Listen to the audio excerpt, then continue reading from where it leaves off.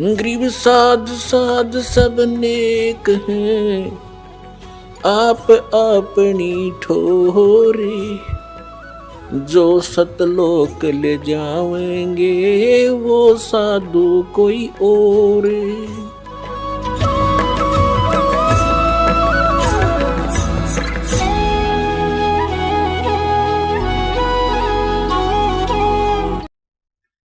तो पुण्यात्माओं, आज तक हमें सत्यनारायण कथा नहीं मिली थी, और ये सत्य कथा है। सत्यनारायण का अर्थ है सच्चा भगवान, और सच्चे भगवान की सच्ची कहानी, सच्ची कथाएं। तो प्रसंग चल रहा है कि परमात्मा ने बताया कि तुम जब तक जन्म और मृत्यु के अंदर हो, सुख नहीं हो सकता, शांति नहीं हो सकती। अब इंद्र सोचता है ब्रह्मा विष्णु महेश सुखी होंगे। अब इन ब्रह्मा विष्णु महेश की आप देख रहे हो, श्री राम की, श्री विष्णु जी की, श्री कृष्ण जी की कैसे दुर्गति हुई। श्री कृष्ण यानी ब्रह्मा विष्णु महेश सोचते हैं कि परमात्मा कोई और है, हम सुखी नहीं है। अब प्रसंग चल रहा है कि सत्यनारायण कथा जो है, सत्यनारायण का अर्थ है अविनाशी परमात्मा। ब्रह्मा विष्णु महेश ये सत्यनारायण नहीं है। श्री विष्णु जी को हम सत्यनारायण जानकर किसकी कथा सुना और सुनाया करते थे, सुनते और सुनाते थे। आपको दिखाते हैं कि श्री ब्रह्मा जी, श्री विष्णु जी, श्री शिव जी ये सत्यनारायण नहीं थे, अविनाशी भगवान नहीं थे, ये नाशवान थे, इनकी जन्म मृत्यु होती थी। एक झलक दिखाएंगे आपको, समझदार को संकेत बहुत होता है। देखिएगा, श्रीमद् देवी भागवत, श्रीमद् देवी भागवत गीता प्रेस गोरखपुर से प्रकाशित है। इसके संपादक हैं हनुमान प्रसाद पोदार, चिमन लाल गोस्वामी। ये कहाँ से मुद्रित है? प्रकाशक एवं मुद्रक हैं गीता प्रेस गोरखपुर, गोविंद भवन कार्यालय कोलकाता का संस्थान। इसका एक थोड़ी सी झलक दिखाते हैं। 123 पृष्ठ, तीसरा स्कंध, 123 पृष्ठ है, ये तीसरा स्कंध।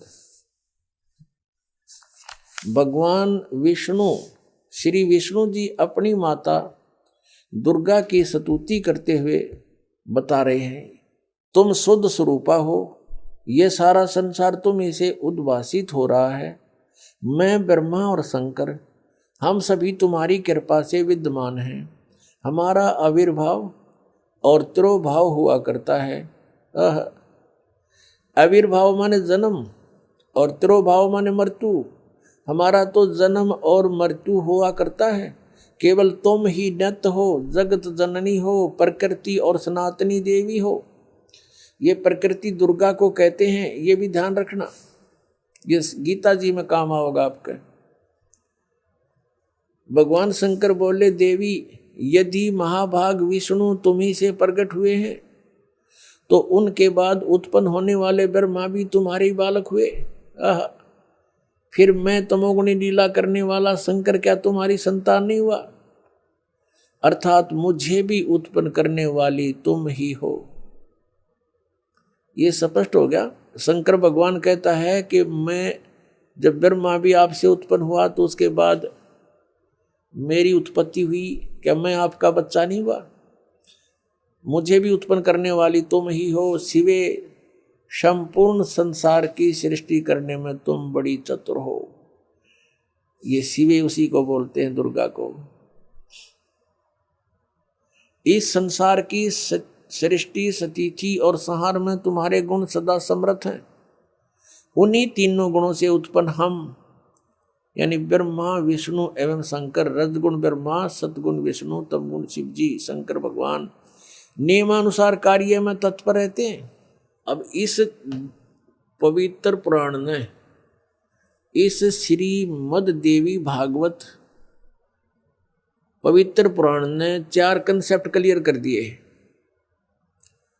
एक तो ये कि ब्रह्मा विष्णु महेश नासवान है, इनकी जन्म मृत्यु होती है, ये सत्यनारायण नहीं है।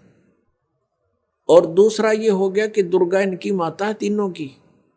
तीसरा ये हो गया कि रजगुण ब्रह्मा, सतगुण विष्णु, तमगुण शिव जी। और चौथा कंसेप्ट ये क्लियर हो गया कि ये केवल नियमित कार्य ही कर सकते हैं, यानी जिसके भाग्य में जो कुछ लिखा है उतना ही दे सकते हैं। दुख है तो दुख ही देंगे, ये उसमें परिवर्तन नहीं कर पाओगे। और सुख है आपके भाग्य में तो उसको भी यदि आप इनकी भक्ति करते हो तो निर्बाध दिला देंगे। लेकिन ये कर्म, आपके कर्म में दुख है तो उसको परिवर्तन नहीं कर सकते। ये किसी भी प्रकार के पाप कर्म दंड का नाश नहीं कर सकते, ना संचित कर्म को नाश कर सकते और न ही ये प्रारब्ध के कर्म का नाश कर सकते। और संचित जो हम कर रहे हैं, जो क्रियावान है, ये भी उसको नहीं बदल सकते। जैसे महाभारत का युद्ध हुआ, श्री कृष्ण जी ने बहुत कोशिश की, यानी विष्णु जी ने, कि ये युद्ध ना हो। उनकी 100 प्रयत्न करने पर भी युद्ध होकर ही रहा। तो जो क्रियावान कर्म थे वह भी ना बचे, उनको भी नहीं चेंज कर सके। कितना अनर्थ हुआ, करोड़ों व्यक्ति मारे गए। वो सारा पाप पांडवों के सिर पर रखा गया। और प्रारब्ध के कर्म को ये अपना भी नहीं काट सकते। प्रारब्ध तो दूसरों का नहीं कैसे काटेंगे। जैसे श्री राम रूप में श्री रामचंद्र जी ने सुग्रीव के भाई बाली को मारा था, धोखा देकर वृक्ष की ओट लेकर तीर मारा था। उसका भी बदला देना पड़ा, वो भी कर्म दंड भोगना पड़ा। उसके प्रारब्ध में लिखा गया वो कर्म श्री कृष्ण रूप में। जो बाली वाली आत्मा थी वो तो एक शिकारी बना, और श्री राम वाली आत्मा श्री कृष्ण बने।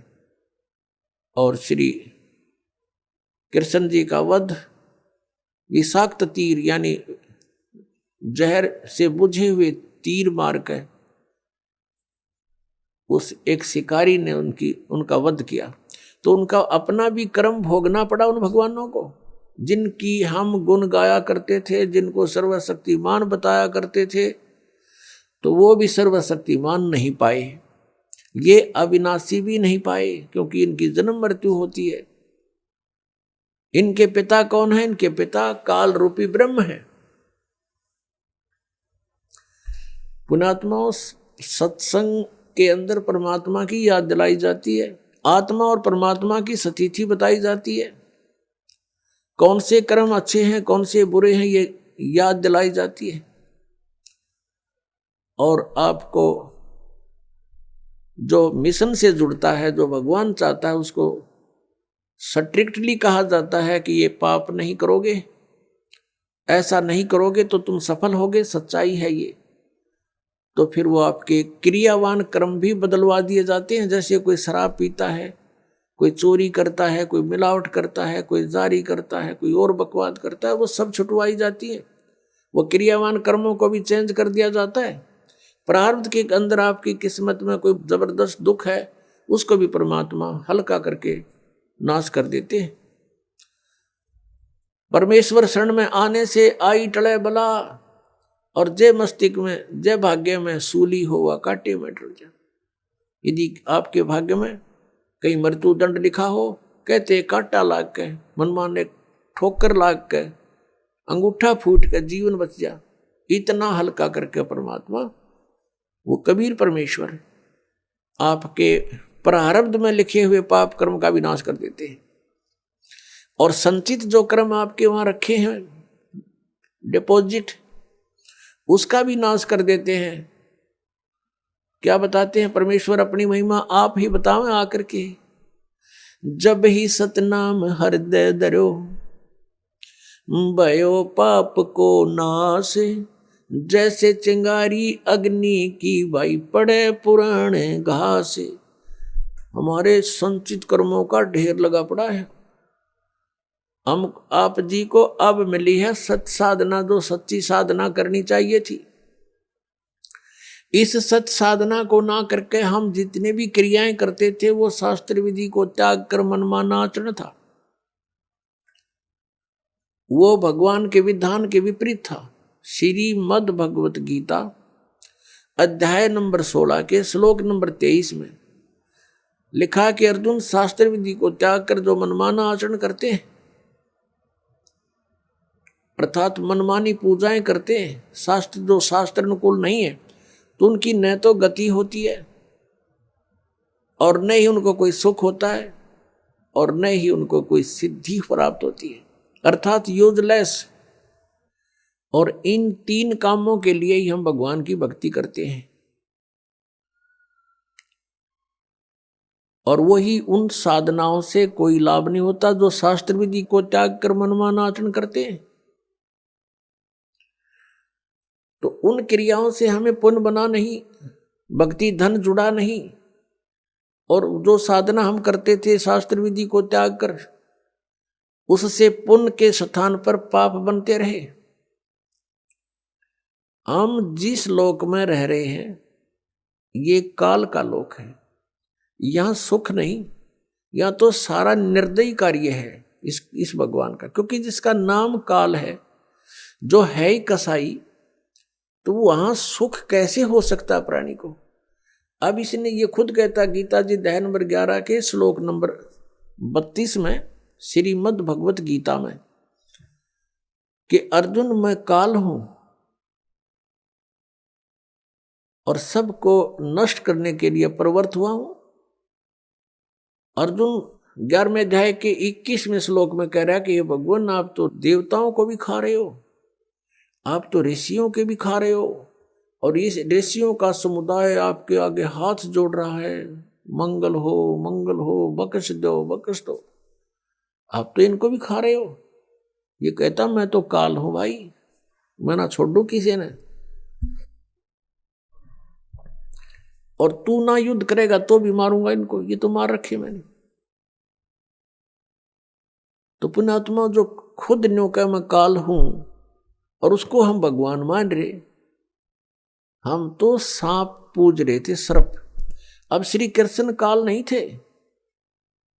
श्री कृष्ण जी ने इस गीता के ज्ञान से पहले अपने आप को कभी काल नहीं कहा और उसके बाद कभी अपने आप को काल नहीं कहा। ये तो काल जो है ये 21 ब्रह्मांड का स्वामी है और ब्रह्मा विष्णु महेश का ये पिता है। ब्रह्मा विष्णु महेश जी की दुर्गा माता है और ये इसको श्राप लगा हुआ ब्रह्म को, इस काल काल कहो चाहे ब्रह्म कहो, ये काल रूपी ब्रह्म भी कहलाता है। तो उस श्रापवश इसने 1 लाख मानव शरीरधारी प्राणी नित आहार करना पड़ता है और उसके लिए हमें यहां रोक रखा है इसने। अब जैसे कसाई बकरे पालता है,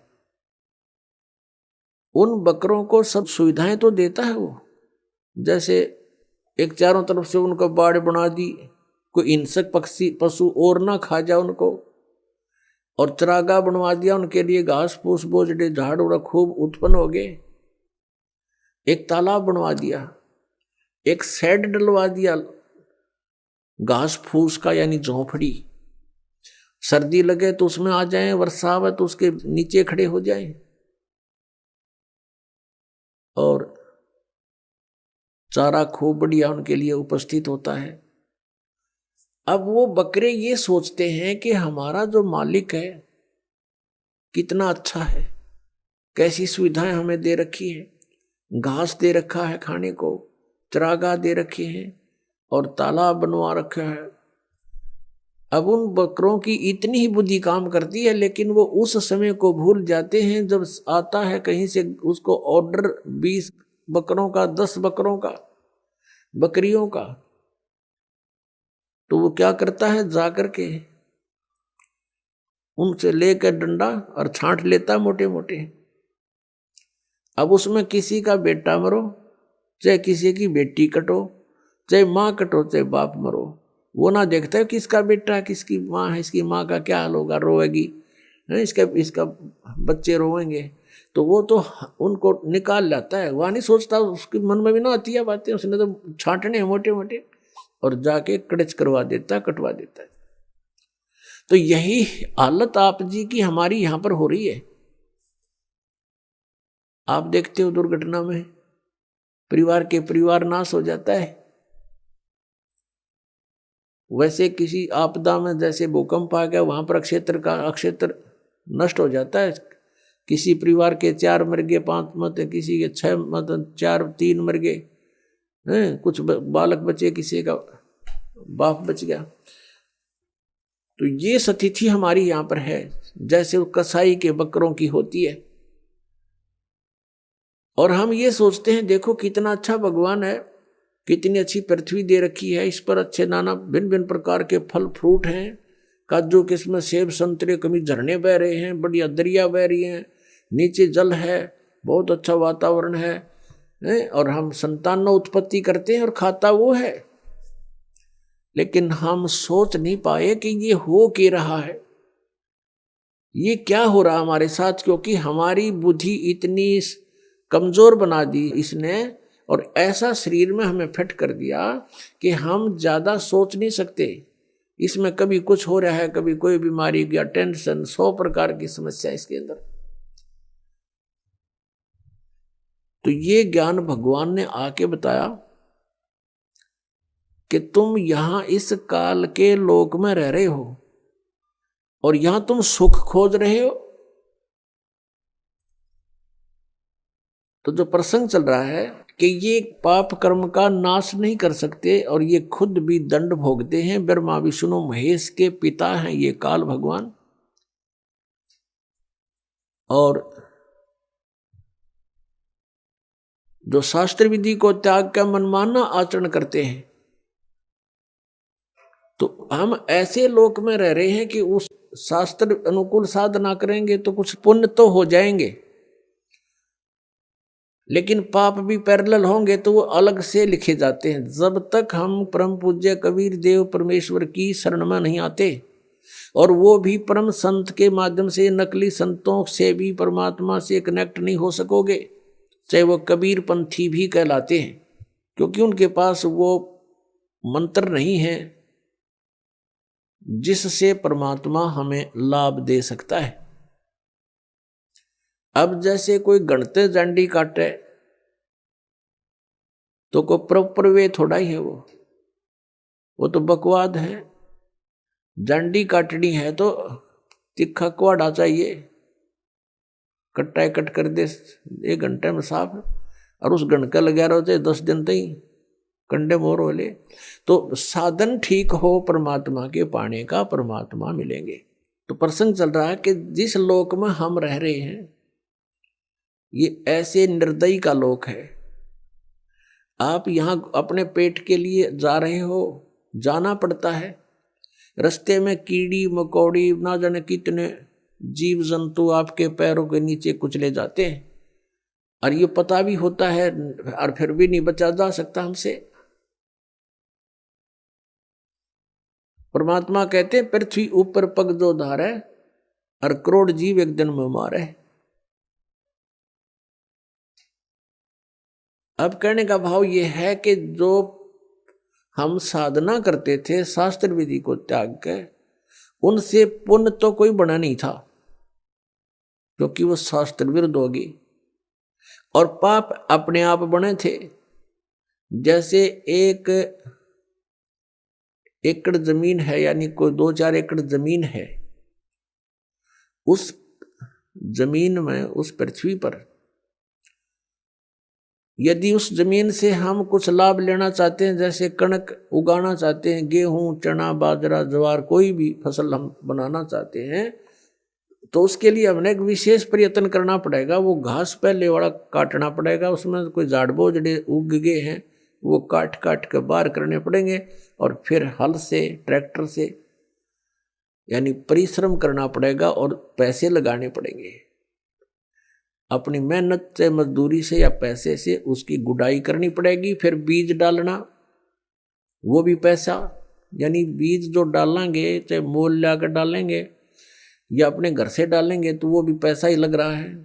फिर सिंचाई का, उसके अपन फिर अपनी पर्सनल मेहनत, ये सब इतना व्यय करके और समय भी सारा दिन उसी के चक्कर में लगे रहना, तब जा करके कहीं फसल बनती है, गेहूं प्राप्त होते हैं। और उसी जमीन, उसी पृथ्वी को आप बिल्कुल ना छेड़ो, कुछ ना करो, उसमें भी फिर भी अपने आप अड़ंगा उग गया होगा, अपने आप इतना कबाड़ो उसके अंदर उत्पन्न हो जाएगा, वो दिखे भी नहीं पृथ्वी है यहाँ पर, तो वो यूजलेस है। तो पुण्यात्मा, वो घास तो आप पे बन गया, वो अड़ंगा कबाड़ तो आप पे उग गया, और फसल बनाने के लिए कितना प्रयत्न करना पड़ा, और वह भी फसल हुआ तो वरना भी हुआ। यहाँ के जो साधनाएं थी वो ऐसे टाइप की थी जैसे कोई इंद्र की गद्दी प्राप्त करने के लिए, स्वर्ग का राजा बनने के लिए तप या यज्ञ करते हैं, तो उनकी यज्ञ या तपों को खंड करवा दिया करता था वर्तमान राजा इंद्र, क्योंकि यहाँ राजनीति चलती है, धर्म नीति नहीं चल सकती। धर्म नीति तो परमात्मा के चरणों में आने के बाद हम राज की इच्छा त्याग कर ही धर्म नीति को पर चल सकते हैं, उसको सफल कर सकते हैं। तो इंद्र अपनी राजनीति के आधार से कि कहीं कोई तेरी गद्दी प्राप्त करने के योग्य कोई ऐसा धार्मिक अनुष्ठान ना कर ले, तो उनको खत्म करवा देता था, किसी ना किसी कारण से खंड करवा देता। तो वो समझ ले जैसे किसान यहाँ पर खेती तैयार करता है, ओले आगे या वर्षा फ्लड आ गई, हो गया नाश बने बनाए का, या आग लग जा बनी बनाई फसल गेहूं का। तो यहाँ कहने का भाव ये है कि इतनी मेहनत के बाद भी आशा नहीं कि घर आ जाएगी, और घर आती है तो कितना प्रयत्न, और वैसे उसमें अड़ंगा वैसे उग गया उस जमीन में। तो ये हम जिस लोक में रह रहे हैं ये ऐसा स्थान है कि हमने अगर पुण्य करने पड़ेंगे इस शरीर से, तो मेहनत करनी पड़ेगी, काम भी छोड़ना पड़ेगा, 10 रुपये भी लगाने पड़ेंगे, तब हम पुण्य प्राप्त कर सकते हैं। और साधना हमारी शास्त्र अनुकूल हो, शास्त्र विधि को त्याग कर मनमाना आचरण ना हो, तो तब हमें पुण्य मिलेंगे। और पाप बराबर में लिखे जाएंगे, पाप अलग लिखे जाते हैं, पुण्य अलग लिखे जाते हैं। जब तक हम कबीर परमेश्वर की शरण में नहीं आते हैं, परम संत के माध्यम से, तब तक हम जो साधना करते हैं, चाहे वो शास्त्र अनुकूल भी क्यों ना हो, तो भी हमारी दोनों लिखे जाएंगे, पुण्य न्यारे पाप अलग, और दोनों ही हमें प्राप्त होंगे।